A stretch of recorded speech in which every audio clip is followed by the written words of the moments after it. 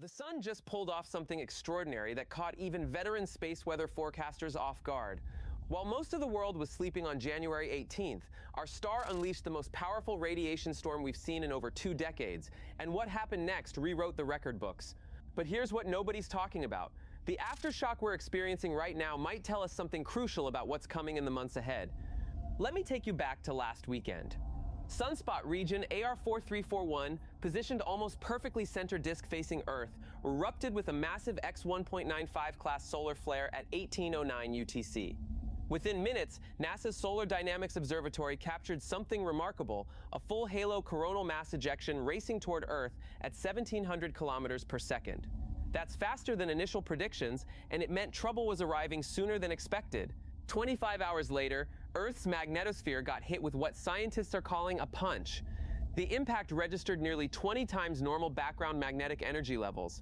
What followed was classified as an S4 severe radiation storm, the first time we've seen this intensity since the infamous Halloween storms of October 2003.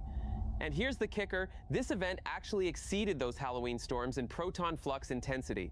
We're talking about a genuine historic space weather event. The European Space Agency immediately went into high alert mode, and for good reason. Astronauts aboard the International Space Station reported something unusual: red auroras appearing at altitudes between 300 and 400 kilometers, indicating extremely energetic particle bombardment. Russian cosmonaut Sergei Kutsverchkov described the phenomenon as unlike anything he'd witnessed before. Meanwhile, back on Earth, airlines were rerouting polar flights, power grid operators were implementing protective measures, and ham radio operators found their high-frequency communications completely blacked out in polar regions. But the real spectacle was in the night sky. Auroras dropped to latitude 40 degrees, meaning people in London, Paris, Prague, and even parts of Belgium were treated to displays normally reserved for Arctic regions. In North America, the lights danced as far south as Alabama and Northern California. Social media exploded with photos and videos, and here's where I want to hear from you. Did any of you manage to catch this display? Drop your location in the comments and let me know what you saw, because this was legitimately one of the brightest aurora events of the 21st century. Now, here's where it gets interesting for the weeks ahead.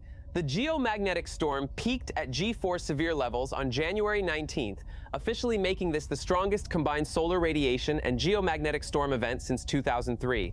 The radiation storm was so intense that NOAA had to notify the FAA, NASA, FEMA, and power grid operators across North America.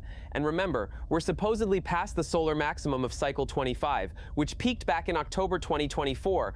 So why is the sun still throwing these massive punches? Fast forward to today, January 24th. The main event has passed, but Sunspot region AR4341 is still there, still active, still pointed at Earth. Solar wind speeds have dropped from 700 kilometers per second down to around 550, and we're seeing KP index values hovering between 2 and 4 with occasional G1 minor storm intervals possible.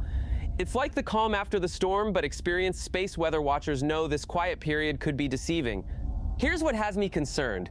AR4341 is still capable of producing strong flares, and we've already seen it fire off M-class events in recent days.